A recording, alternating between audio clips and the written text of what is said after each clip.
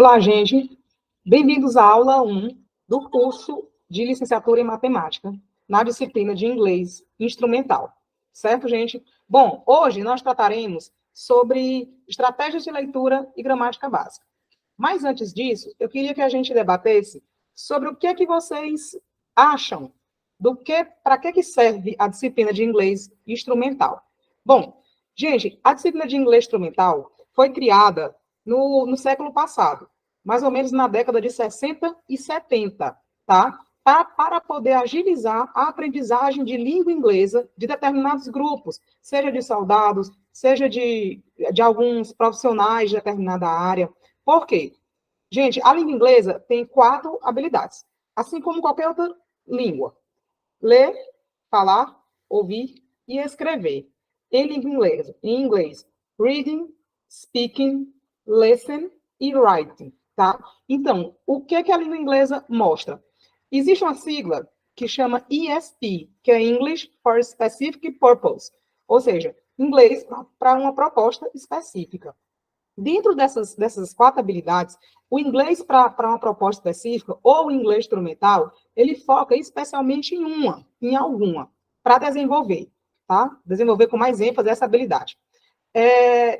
Certamente que a partir do momento que você trabalha mais uma habilidade, por exemplo, se você trabalha mais a leitura em língua inglesa, tá? Você ao mesmo tempo está praticando a escrita, porque a leitura, assim também como na língua portuguesa, ela aumenta a sua capacidade, as suas competências na escrita. Do mesmo jeito que se você trabalhar mais a habilidade do listen, que é de audição, de ouvir algo, ouvir música, ouvir notícias, tá? Você também vai estar trabalhando automaticamente a fala, que em língua inglesa é o speaking, tá bom? Então, as habilidades, elas interagem entre si, tá bom? Isso é automático do cérebro, do processo de aprendizagem de língua estrangeira. Estou falando, nesse momento, nós estamos falando sobre língua inglesa, mas isso é comum a qualquer língua, a aprendizagem de qualquer língua. Então, inglês instrumental, no nosso caso, vai focar na leitura de textos e gêneros textuais, tipos textuais específicos da área de vocês, tá bom? Certamente irá servir também para outros textos que não sejam da área, claramente, mas especialmente, nós vamos trabalhar com os textos de vocês, habilidade de leitura. E eu garanto a vocês que ao final da disciplina, vocês vão perceber que vocês adquiriram essas competências, essas habilidades em língua inglesa. Adianto também que, assim, não é difícil, é complicado vocês saírem falando, para quem não tem ainda a proficiência em língua inglesa, vocês saírem dominando as 4 habilidades. A disciplina é apenas de 40 horas, nós vamos focar nessas estratégias, nessa visualização, reconhecimento de estruturas gramaticais, para poder a gente compreender os textos mais facilmente e mais agradavelmente. Isso, certamente, vocês vão perceber durante e ao final da disciplina, tá bom, gente? Então, o que vocês entenderiam sobre estratégias de leitura? Técnicas e estratégias de leitura. Gente, são ferramentas, instrumentos que auxiliam a gente no momento da leitura, quando a gente se depara com algum texto em língua inglesa. Nesse momento, nessa aula, a gente vai conhecer e reconhecer algumas, tá? Que vocês trabalham, as utilizam automaticamente. Você faz um skim de um texto automaticamente. Você faz um scanning de um texto automaticamente também. Isso em língua portuguesa também. Então, vamos denominar, vamos conceituar para vocês perceberem como vocês já trabalham com isso. E, novamente, para que é que elas servem? Qual é o intuito delas? É nos ajudar, fornecer ferramentas para a compreensão e interpretação de textos em língua inglesa, de forma mais efetiva, de forma mais prática. Então, o que seria o skim, gente? O skim é um tipo de leitura rápida.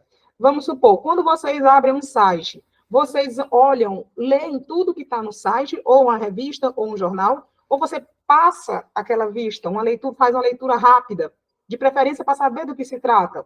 Isso é natural do nosso processo de leitura humano. Então, essa estratégia do skim também acontece em língua inglesa. E acontece geralmente como? Você olha, o que é que você olha primeiro em qualquer texto? Você olha primeiro o título ou figuras gráficas, o que chama a atenção primeiro, né? E depois você vai lendo o texto rapidamente. certo? Isso daí é a estratégia do skim. A gente faz isso para captar a compreensão geral dos textos. Tá? Do que aquele texto se trata? A gente vai mostrar já na frente, tá? O scanning ao contrário do skim, que é uma leitura rápida. O skim é uma estratégia de busca de informações específicas. Entendido, gente? O que é isso? Se eu pedir para vocês o telefone de alguma pessoa nesse momento, vocês não vão pegar o celular de vocês, eu acredito que não, e não vão ir do A ao Z, ou seja, vocês vão direto para o nome da pessoa. Se você me deu o telefone do João, alguma coisa, vocês vão direto no J, certo? Então, isso é o scanning, desculpa, sorry. Então, o scanning é busca por estratégias, por informações específicas. Como isso ocorre dentro de um texto? Se houver um questionamento ou você estiver buscando uma informação, por exemplo, onde aconteceu tal fato? Você vai atrás de um local, onde, né? A nossa própria pergunta, ou a pergunta que tiver disposta para a gente, vai mostrar o que a gente tem que buscar. Se houver um questionamento seu ou de uma prova, vamos dizer assim, quando aconteceu tal fato? Você vai atrás de uma data, né? Onde é uma coisa, quando é outra, quem fez isso ou quem fez aquilo, você vai atrás do nome de uma pessoa. Então, isso daí são informações específicas que você também faz automaticamente no texto, certo? Se você busca um horário de algum evento científico que vocês vão participar, em um panfleto, em um gênero textual panfleto, você vai direto onde tem uns números, certo? Então, isso também é o scanning. Junto com o skim, e o scanning, ele transforma, vocês vão perceber isso no texto já, transforma a informação, a compreensão do texto em língua inglesa bem mais eficaz, tá bom? Palavras cognatas. O que são as palavras cognatas? São palavras que se parecem em língua inglesa e em língua portuguesa. Se parecem e são, tá bom? Então, a palavra education, acredito que vocês reconheçam que ela se assemelha com educação em português, né? Então, assim, palavras cognatas existem muita quantidade para a nossa sorte, tá? Ou seja, 60% mais ou menos do texto, ele apresenta palavras cognatas. Então, quando você fizer o seu skim do texto em língua inglesa, automaticamente você vai reconhecer as palavras cognatas. Porque é natural que a gente busque aquilo que é conhecido da gente, né? Então, o que é conhecido da gente na língua portuguesa são palavras que se parecem em língua inglesa e em língua portuguesa, e são. Então, felizmente, existem muitas palavras cognatas. Eu não mencionei aqui sobre falsos cognatos, né? Assim, não vamos mostrar diretamente, que são as palavras que se parecem, mas não são. São as que enganam a gente. Felizmente, elas acontecem em poucas. Acontecem, mas não em tão grande quantidade como as cognatas, tá? São aquelas, assim, você olha para uma palavra e pretend, por exemplo. He pretends to be a fireman. Ou seja, o que você pretend parece um pretender, né? Mas não é fingir. Então, é esse tipo de palavra que parece e não é o que parece em inglês. Mas o nosso foco, voltando, serão as palavras cognatas. A tradução da frase que eu falei era ele finge ser um bombeiro. Evidências tipográficas. Seriam tabelas, gráficos, tudo aquilo que chama atenção no texto, além das palavras, né? Inclusive, quando você faz o skim, essas pistas tipográficas, evidências tipográficas, chamam a atenção da gente de imediato. Então, é aquilo tudo, gráfico, figura, símbolo, tá bom? São evidências tipográficas. Gente, isso é mais para a gente reconhecer. Dentro dos textos, dentro do texto que eu vou mostrar, a gente vai fazendo relação com cada uma. Background. Background é um tipo de conhecimento prévio. A gente, quando é assunto da nossa área ou do nosso convívio, a gente tem aquela informação prévia. Caso houvesse um texto em língua inglesa que falasse sobre a docência da matemática no Brasil, né, sobre o quantitativo de docentes de matemática no Brasil, provavelmente vocês já teriam aquela informação de vocês que existem o quantitativo de professores de matemática no Brasil está em crescimento, não há um grande número de professores de matemática que está suprindo toda a demanda do Brasil. Né? Então, acredito que vocês pensariam isso, certo? Então, o background é uma informação prévia.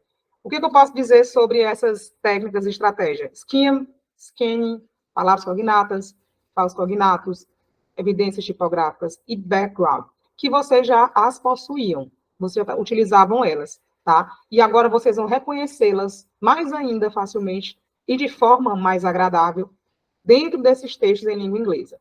E vai contribuir, sim. É para usar o background quando fizerem um skim. Automaticamente reflitam sobre o que é que você sabe sobre aquele texto, tá? Como, por exemplo, gente, vamos analisar esse texto aqui, ó. O que é que a gente olha primeiro? A pergunta é, qual é o assunto do texto? Aí a gente vai fazer, né, o skim, que é uma leitura rápida, percebendo as evidências tipográficas. Aqui a gente tem uma figura, o que é que mostra? Crianças com um prato na mão, né? Crianças é uma imagem até assim meio forte, mas nos chama a atenção, tá? Então, a gente passa o olho aqui rapidamente, tá bom? Sobre o texto. E qual é o assunto que vocês falariam? Sem ler o texto mesmo, literalmente. Gente, literalmente é palavra por palavra, tá? Existe uma diferença de quando traduza literalmente, traduzir o texto todo, e dá o assunto geral, dá a compreensão geral, é diferente. Entendido? A gente vai trabalhar mais com compreensão geral do que com tradução literal. Entendido? Então, provavelmente, eu acredito que vocês responderiam. Esse texto fala de crianças sofrendo. A gente vê criança com um prato na mão, então provavelmente seria o quê? Crianças passando fome, né? Isso não precisaria, se vocês perceberem aí, se na hora fizerem o exercício mental, não precisou vocês lerem tudo, ok? Bom, isso daí seria o esquema. A gente passou a vista, reconheceu as pistas tipográficas, o que o texto trata na compreensão geral, tá? E quando a gente fala disso, o que a gente pode utilizar o nosso background, né? Sobre crianças passando fome, quais lugares do mundo há mais essa terrível situação ainda. Então, a gente vai passando essas informações na cabeça, tá? Então, podemos ir agora, ou antes, deixa eu fazer um questionamento, na verdade. Se eu perguntasse quantas crianças morrem por dia devido à pobreza? Se eu estou perguntando quantas, vocês vão rememorar aquela estratégia do skinny. Lembram quantas significam numerais? Quantos numerais tem aqui? A gente tem esse, 30 mil, 9 e 5. Tá? Então, um dos três seriam. Aí já diminuiria o nosso campo de busca, certo? Qual seria a resposta para essa pergunta? 30,000 children die each day due to poverty. Tá? Então, due to poverty. Então, seria o quê, gente? 30 mil crianças morrem por dia devido à pobreza. O texto é fundamentado na Unicef. Tá? Então, assim, utilizando o scanning, a gente já conseguiu reconhecer uma informação muito, muito importante, né? Eu perguntei, o texto está dizendo quantas crianças morrem por dia, você vai atrás de um número. Outra, quantas pessoas morrem por ano, né, por causa da fome, por ano? Aí você, não, eu vou atrás de outro número. Seria o quê? Essa informação aqui embaixo. Over 9 million people die worldwide each year because of hunger and malnutrition. Ou seja, 9 milhões de pessoas morrem a cada ano devido à fome e à desnutrição. Aí ele finaliza dizendo 5 million are children. 5 milhões são crianças. Então, a gente percebe, um texto pequeno que nos traz tanta informação, né? Uma informação assim tão fundamento tão forte, né? Tão importante, para a gente fazer reflexão, que nós percebemos várias habilidades, utilizamos várias estratégias de leitura, o skim, o scanning, o background, a ficha tipográfica, né? E reconhecemos o que o texto se trata. Então, se a pergunta for do que se trata o texto, o que é que vocês poderiam dizer? Não precisa citar todas as informações que está aqui, literalmente. Você pode dizer, o texto fala sobre a fome que as crianças passam ao redor do mundo, né? Quantidade de pessoas e de crianças que morrem devido à fome. Entendido? Então, isso daqui seria o uso das estratégias de leitura dentro de um gênero textual em língua inglesa, de um contexto em língua inglesa. Bom, gente, aí outra perguntinha. Tudo isso ainda sobre esse texto. Vamos reconhecer umas palavras cognatas. Existe uma diferença entre palavras cognatas e palavras conhecidas. Palavras cognatas são aquelas que se parecem em inglês e em português e são. Estão vendo esse million aqui? Não parece com milhão? Então é uma palavra cognata.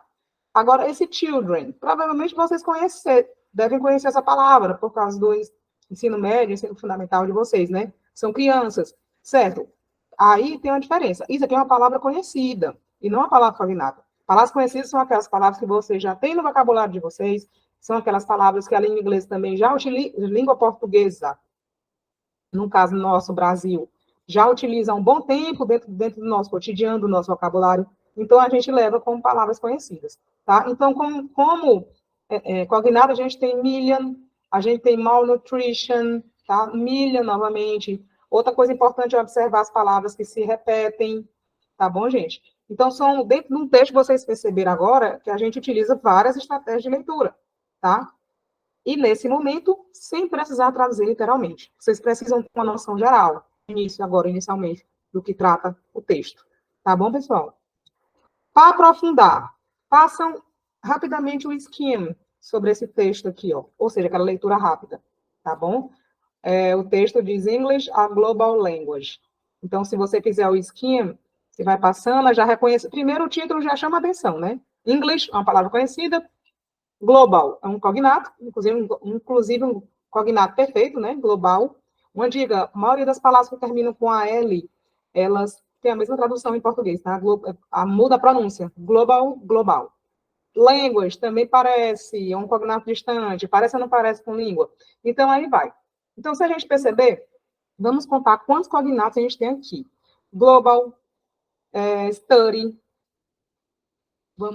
language, podem considerar, mas é um cognato distante, mas é language, facilitate, communicate, individual, contact, air, communication again, information, technology, sports, TV, movie não, science, politics, music. Vocês perceberam o tanto de palavra cognata nesse texto, né?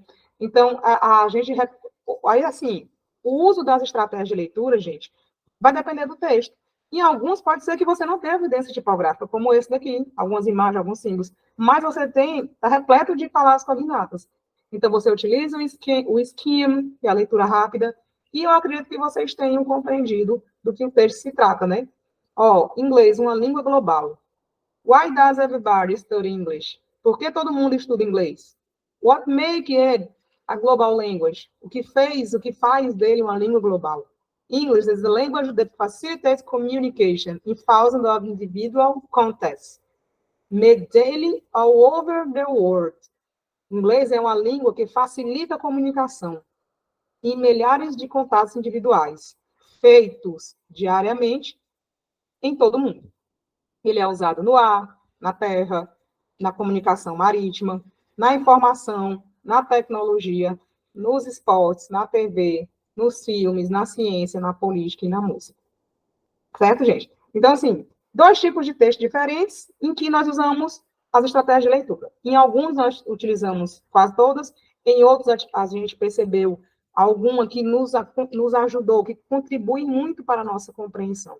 Então, se a pergunta fosse do que se trata o texto, você dizia, você poderia dizer, o texto fala da importância da língua inglesa, de ele ser uma língua global, que ele existe em várias áreas, em vários aspectos da nossa vida cotidiana. Entendido? Então, gente, o uso das estratégias de leitura, ele acontece dessa forma. Você busca o texto, faz primeiro o skim, lê o título, olha se tem imagens, tá? Se não tiver imagens, se tiver só texto, você faz aquela leitura rápida, reconhece as palavras cognatas, entendido? E dê sua interpretação daquele dali. Algo que é muito importante também, não se a inferência de vocês, que inferir é adivinhar vocabulário, né? Se a inferência de vocês estiver estranha, vocês podem descartar que está errada. Como assim? Se aqui tem English, a global language. Inglês é uma língua global. Aqui está de boa para compreensão, né? Aqui, no caso, vocês não iriam compreender English como língua chinesa, por exemplo.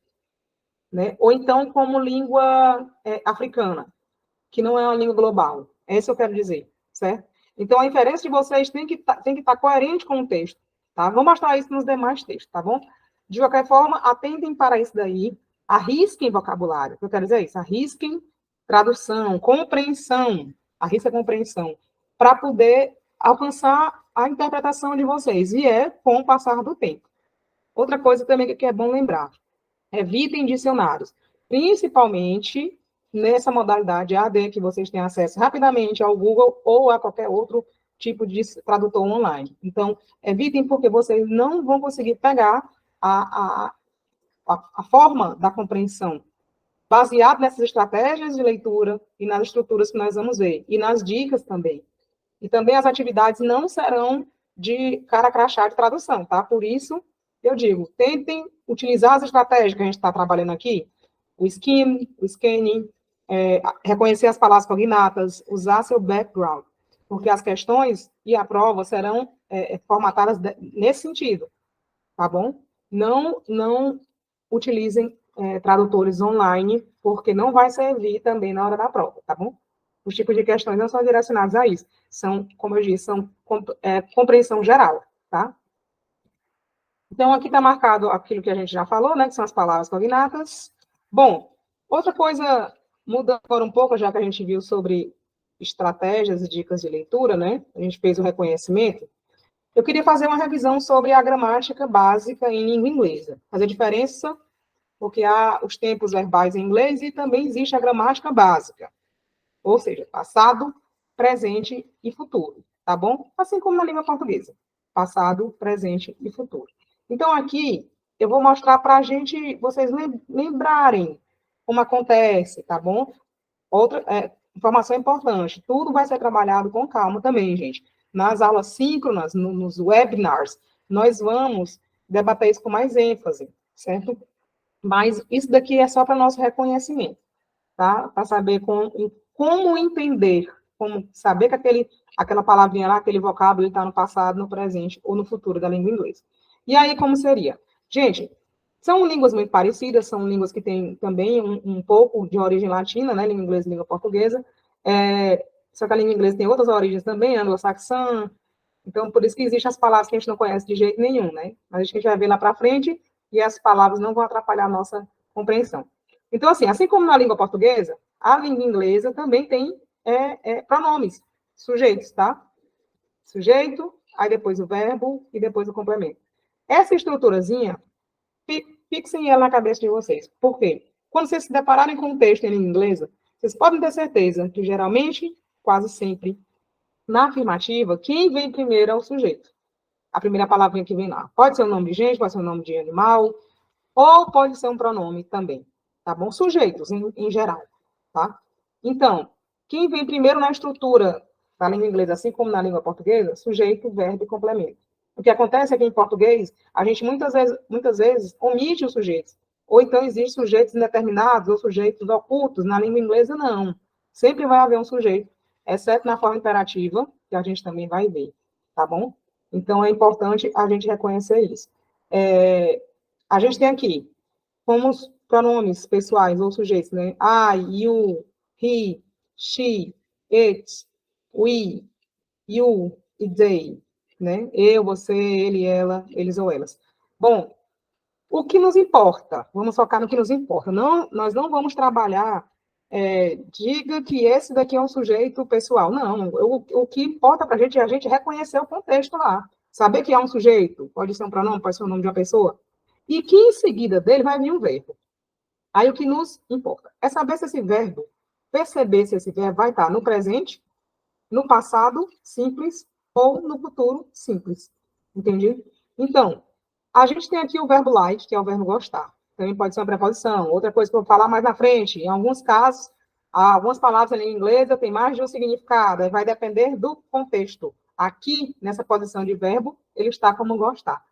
Então, você tem aqui, I like, seria o quê? Eu gosto. Nós estamos no presente, né? Aí continua, você gosta, ele gosta, ela gosta, nós gostamos. Vocês perceberam que o verbo normal dele é assim, né? L-I-K-E. A única diferença aqui no presente é que ele vai estar com esse S, na terceira pessoa do singular, nesses três. Ele, ela, eles ou elas. Só que não importa para a gente saber o porquê que ele está com esse, tá? O que importa é saber que, quando o verbozinho também tiver com S, she likes ice cream. Ela gosta de sorvete. Quando o verbo estiver com S, ele está no presente. Essa parte da especificidade de sintaxe, da regra gramatical, não é para a gente nesse momento. É para a gente reconhecer. Like, likes. Ele está no presente. Se fosse o verbo love, L-O-V-E, né? I love, eu amo. Se fosse he loves, com Szinho, também ele ama, no presente. Perceberam? Bom, no passado, o verbo fica assim, com esse edzinho, no passado simples. Tá? Nós vamos trabalhar com o passado irregular depois. O que nos importa aqui é a gente reconhecer que quando o verbo, aquele rapazinho que vem depois do sujeito, tá? Quando ele tiver com ED, ele vai estar no passado simples. Então, se tem I liked ice cream. Eu gostava de sorvete. Perceberam? Então, passado simples, todo verbo vai estar assim, com ED. Olhou com o EDzinho no verbo, está no passado simples. Tá? O love, que eu disse, se eu dissesse I loved ice cream, eu amava sorvete. Se tiver com EDzinho, o verbo está no passado, tá? Passado simples. E, lembrando qual é a posição do verbo, logo após o sujeito. Perceberam? E, por último, o futuro. Isso é a gramática básica. Por último, o futuro. Gente, viu esse auxiliar aqui, o eu? Diferente da língua portuguesa, a língua inglesa possui, em alguns tempos, auxiliares. Ou seja, palavras que dão ênfase àquele tempo verbal. No caso do futuro, ele vai ser esse o eu aqui, viu? W-I-L-L. Então, enxergou esse o eu, é futuro. O eu like. Então, se tem the students will like English. The students, you, vocês, os estudantes, will like, futuro, gostarão de inglês. I'm sure, eu tenho certeza. Entendido, gente? Oi, enxergou o eu já está no futuro. Não tenham medo de ser feliz, já interpretem dessa forma, tá? Então, são esses 3 tempos verbais da gramática básica: passado, presente, passado e futuro. Certo? Bom, aqui eu destaquei o bendito verb to be. Vocês já devem ter trabalhado com ele muito tempo, né? Pessoal, o verb to be, ele é um verbo, ele não é um tempo verbal. Só que ele é um verbo irregular. E ele existe, ele não cai, ele despenca nos textos. Porque ele significa ser ou estar. Tá? Não é para a gente decorar, é para a gente perceber quando acontece. Inclusive, a gente fala muito, utiliza muito o verb to be. No presente, eles são aqueles famosinhos, am, are e is. Né? Se eu digo presente, para eu compreender o tempo verbal no presente. No passado, ele está o was e o were, e no futuro, o will be. Olha o eu novamente, é futuro sempre, eternamente. Tá? Então, assim, o verb to be significa ser ou estar. Se a gente falar agora, eu digo que eu sou professora, eu estou sentada. Nos 2 momentos eu usei o to be, né? I am teacher, I am seated. Entendido? Eu sou professora, eu estou sentada. Se eu falasse you are students, vocês são estudantes. Então, eu já usei novamente o verb to be. Se eu dissesse you are in Picos, Valença, vocês estão em Picos, em Valença, novamente eu usei o verb to be. Perceberam? Com qualquer tempo verbal, depende do que eu quero falar. Então, o que acontece, o que nos chama a atenção do verb to be, é para a gente reconhecer e eles vão significar ser ou estar. Aí, a depender do que o texto está mostrando, tá? A nossa função é reconhecê-los dentro de um contexto. A depender do que o texto está mostrando, eles vão denotar o que o texto quer dizer. O was e o were são eles no passado. Então, se eu dissesse, I was a child. Eu, se é o was, né? Eu era uma criança. Pegaram? You were a young. Vocês eram jovens. Você acha que vocês ainda são jovens, né? Então, assim, o que eu quero mostrar, gente, é que o verb to be, ele muda de forma. Vocês podem perceber, a gente já tem 4 formas aqui, 5 formas dele, né? 3 no presente, 2 no passado e 1 no futuro. Mas ninguém precisa decorar isso. O que é importante para a gente é a gente olhar para aqui, para o was, vem depois do sujeito, lembram? Sujeito, vem o sujeito, vem o verbo, aí depois eu complemento. Aí a gente olhar o was ou o were e saber que é o verb to be no passado. A gente olhar o am, o are e o is após os sujeitos, né? E saber que é presente. E, finalmente, olhar para o will be. I will be a teacher. Né? You will be a teacher. Vocês serão professores. Ok? You will be teachers. Vocês serão professores. Então, gente, sobre a gramática básica, é isso, basicamente, o nome já diz, esse reconhecimento aqui. Nós vamos focar mais ainda nos textos. Eu espero que vocês tenham compreendido.